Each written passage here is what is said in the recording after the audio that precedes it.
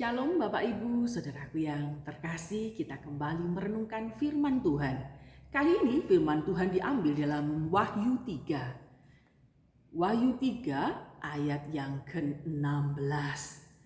Jadi karena engkau suam-suam kuku, tidak dingin dan tidak panas, alangkah baiknya jika engkau dingin atau panas.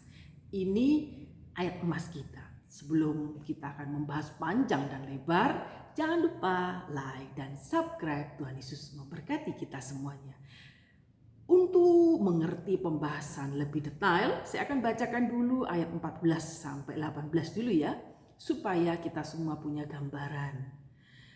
Kepada jemaat di Laodikia, dan tuliskanlah kepada malaikat jemaat di Laodikia, inilah firman dari Amin, saksi yang setia dan benar, permulaan dari ciptaan Allah. Aku tahu segala pekerjaanmu, engkau tidak dingin dan tidak panas. Alangkah baiknya jika engkau dingin atau panas. Jika karena engkau suam-suam kuku dan tidak dingin atau panas, aku akan memuntahkan engkau dari mulutku.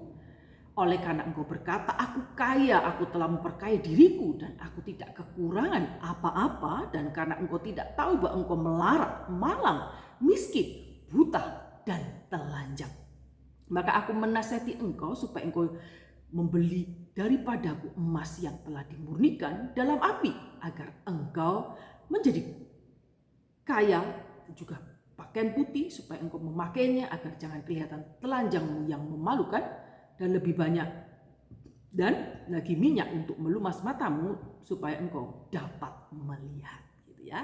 Bapak Ibu Saudaraku, kalau mendengar suam-suam kuku ya, kalau ada kalimat seperti ini, mesti Bapak Ibu berpikir, oh mungkin tipe-tipe orang yang melayani tidak dengan hati lah, hidup segan mati pun tak mampu lah. Mungkin itu yang ada di bayang-bayang kita. Sebenarnya Bapak Ibu Saudaraku, kalau kita mencermati firman Tuhan kali ini, apa sih maksud tersembunyi di balik ayat ini? Mari kita akan membahasnya. Siapkan hati, pikiran untuk mendengar firman Tuhan. Istilah suam-suam kuku itu dalam Alkitab hanya muncul satu kali, yaitu Wahyu 3 ayat 16 ya. Gereja di Laodikia disebut sebagai jemaat yang suam-suam kuku. Jika tidak bertobat, Kristus akan memuntahkan mereka. Waduh, bahaya ini ya Bapak Ibu Saudaraku. Dari konteks yang sudah jelas bahwa sebutan ini pasti bersifat apa Bapak Ibu Saudaraku? Positif atau negatif? Ya, tentu negatif. Ini adalah teguran dari Kristus kepada jemaatnya. Yang tidak terlalu jelas di sini adalah makna dari sebutan ini. Tidak sedikit orang Kristen salah dalam memahaminya. Pada umumnya mereka memahami suam-suam kuku sebagai sifat yang asal-asalan, pelayanan asal-asalan, pelayanan asal pelayanan, rutinitas belaka dan sebagainya. Sikap ini mungkin bisa digambarkan melalui suatu peribahasa yang saya sudah katakan tadi, hidup segan mati pun tak mau. Tidak ada semangat dan kesungguhan. Mereka yang memegang pandangan ini berpikir bahwa gereja seharusnya bersemangat dalam melayani Tuhan. Nah, gereja harus panas, baca berapi-api, atau mungkin bukan suam-suam kuku. Nah, ini yang akan kita pelajari Bapak Ibu Saudaraku. Kita akan mendalami firman Tuhan. Makna populer ini sebenarnya tampaknya perlu dipikirkan ulang. Ya, kalau kita berpikir hanya sekedar itu, kita berharap, oh itu bukan saya kok, itu bukan saya gitu ya. Tapi hari ini kita akan merelakan hati kita untuk ditegur oleh firman Tuhan. Konteks Wahyu 3 ayat 14 sampai 22 itu tidak memberi dukungan ke arah sana loh Bapak Ibu Saudaraku. Jika suam-suam kuku itu negatif, dikontraskan dengan panas itu positif, mengapa Kristus berkata, alangkah baiknya jika engkau dingin atau panas. Ya, gitu Bapak Ibu Saudara ya.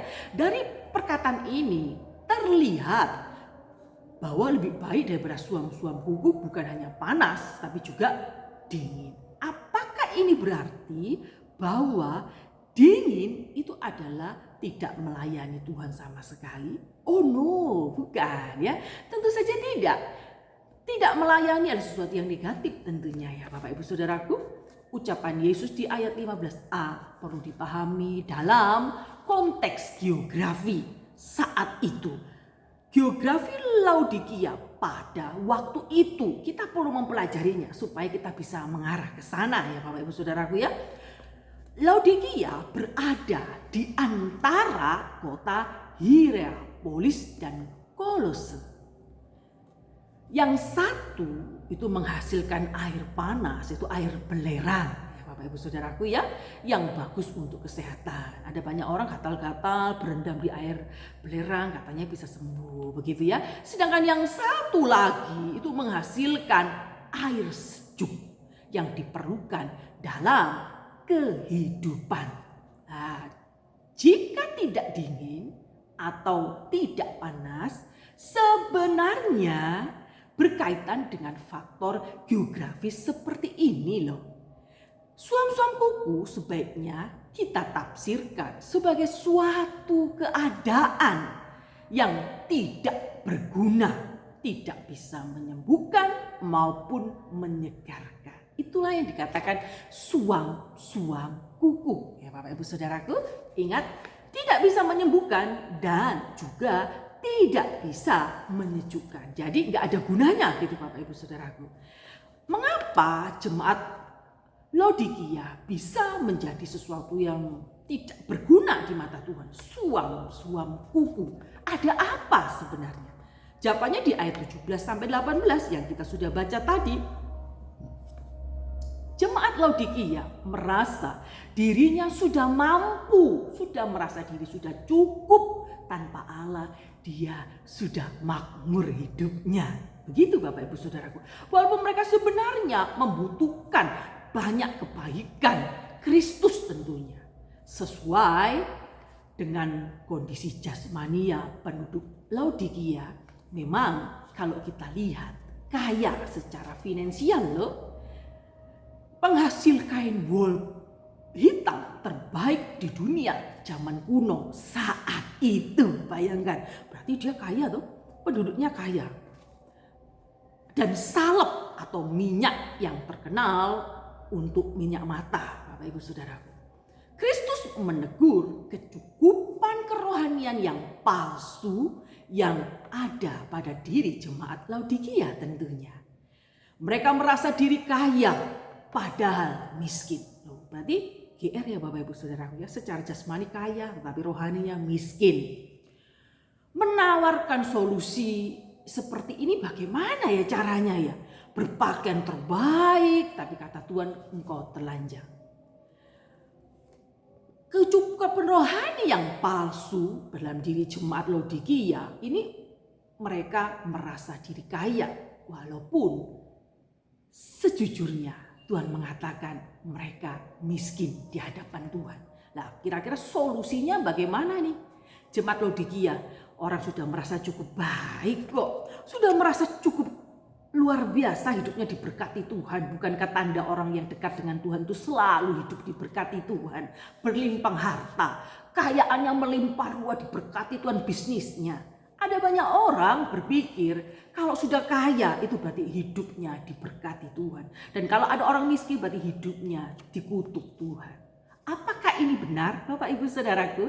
Mari kita mengoreksi hati kita. Kita akan mempelajari firman Tuhan lebih dalam. Tidak dengan sempit ya Bapak Ibu ya. Pemandangan pemikiran kita semakin hari semakin luas tentang firman Tuhan.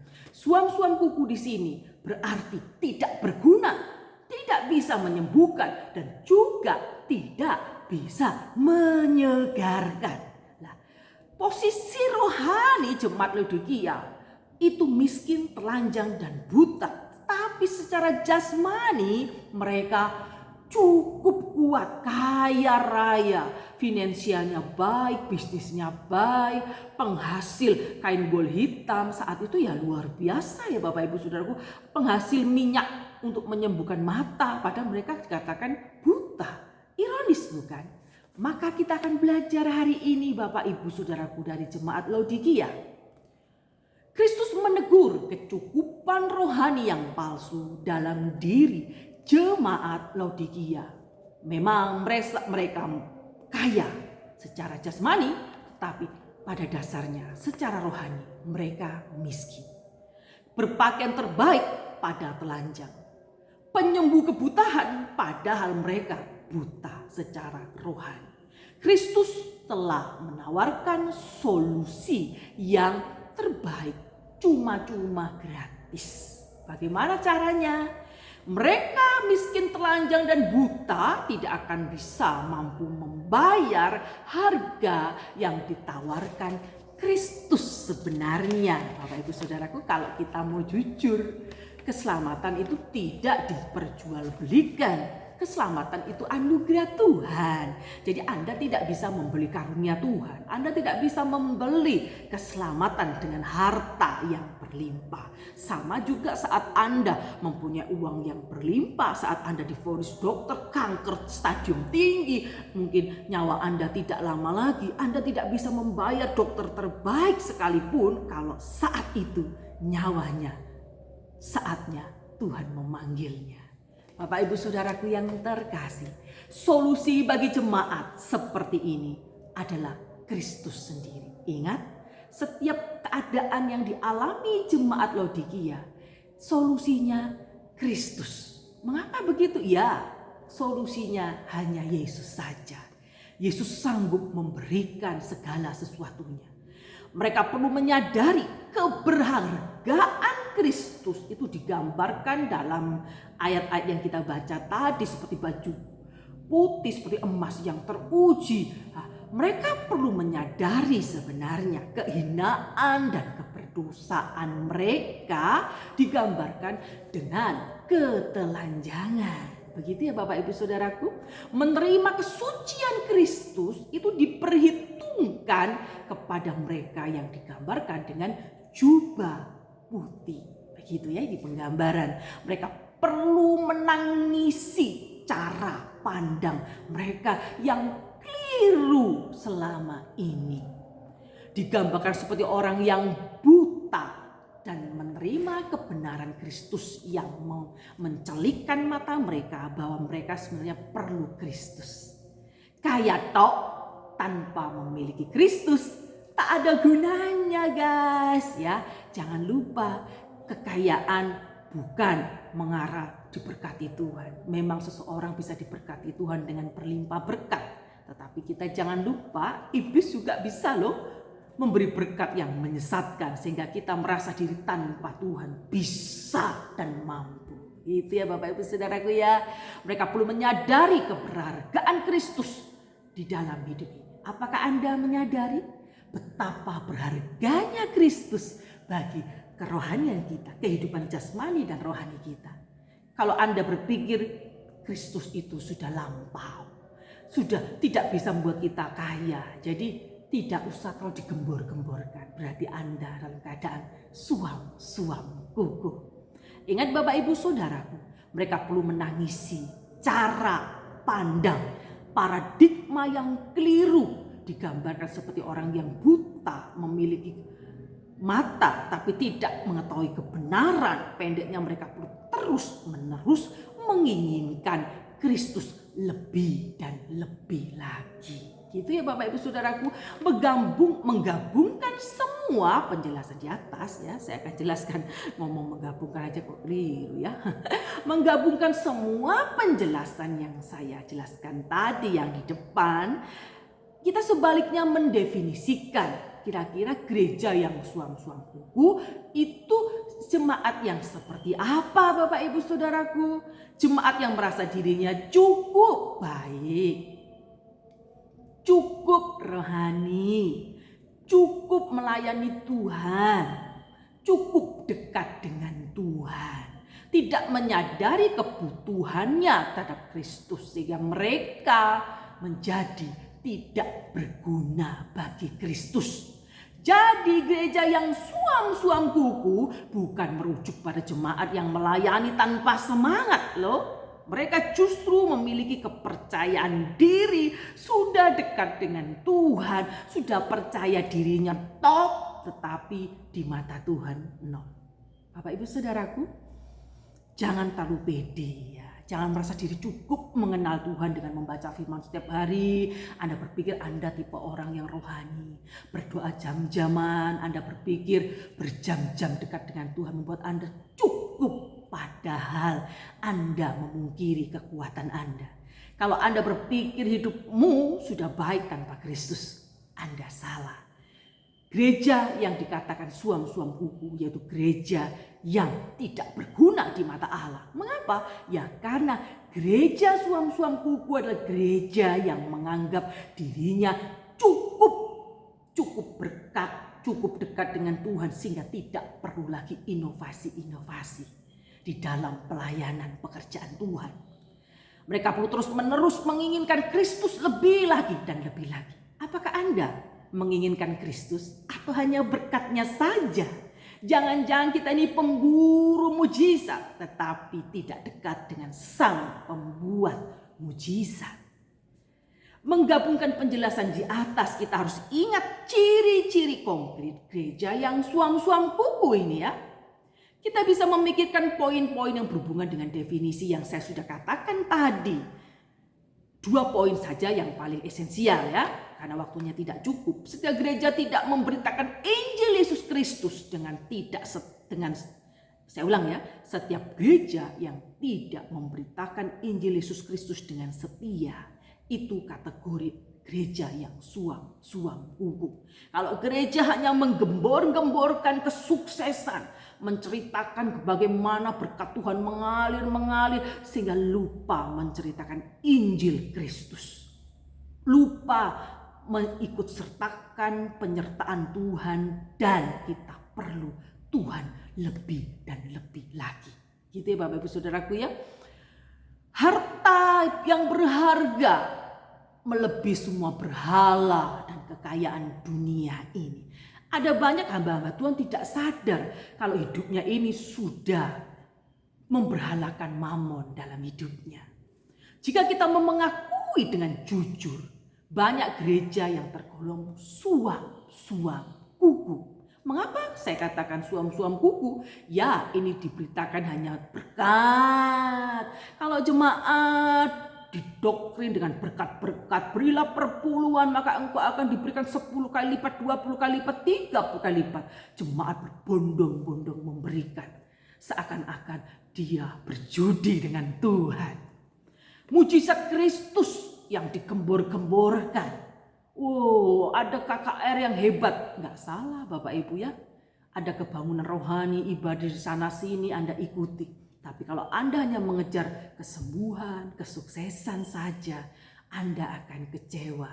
Ya Bapak Ibu Saudaraku, berkat Tuhan itu menjadi lebih penting saat Anda mengenal pribadinya. Itu yang lebih penting Bapak Ibu Saudaraku. Ironisnya justru menggunakan Kristus itu untuk memuaskan segala keinginan duniawi mereka terhadap kemakmuran, popularitas, kenyamanan jasmani belaka. Gereja yang tidak berani berbicara dosa, menemplak dosa, takut kalau nanti jemaatnya hilang, donaturnya hilang, maka kalau jemaat hidup dalam kekelaman dibiarkan saja. Gitu ya Bapak Ibu Saudaraku ya. Pembiaran adalah dosa ya Bapak Ibu Saudaraku. 2 hal ini hanya bisa diselesaikan melalui pengorbanan Kristus di kayu salib dan anugerahnya atas kita semuanya. Jika gereja tidak membicarakan terus-menerus dosa, hakikatnya manusia itu naturnya berdosa karena kasih karunia Allah kita diselamatkan, karena kasih karunia Allah kita diperdamaikan dengan Allah, menjadi anak-anak Allah. Dan kalaupun kita hari ini ada, itu semua karena anugerahnya. Kalau Anda hamba-hamba Tuhan, penilik gereja, pelayan-pelayan Tuhan, kalau berkhotbah hanya tentang kemakmuran, berkat Tuhan, mujizat, pertolongan Tuhan saja, ya memang tidak salah, tetapi titik fokusnya Anda mulai meleset. Ya, kalau fokusnya kepada karya Kristus di kayu salib yang Anda kumandangkan, dari anak sekolah minggu, remaja, kaum muda, ibadah umum, semuanya Bapak Ibu, semua mulai diajari karya Kristus yang beranugerah, itu akan membuat orang hidup berguna bagi Tuhan. Jadi kalau Anda bisa menyembuhkan luka hati dengan mengenalkan Kristus, Anda berguna. Tapi kalau gereja Tuhan tidak bisa menyembuhkan luka-luka hati, kekecewaan dan sebagainya, gereja Tuhan tidak bisa menyejukkan, kata-katanya hanya memprovokator, berarti Anda gereja yang suam-suam kuku tidak berguna bagi Allah. Ingat, jemaat datang penuh dengan problema kehidupan, perlu sentuhan Kristus, bukan diembel-embeli.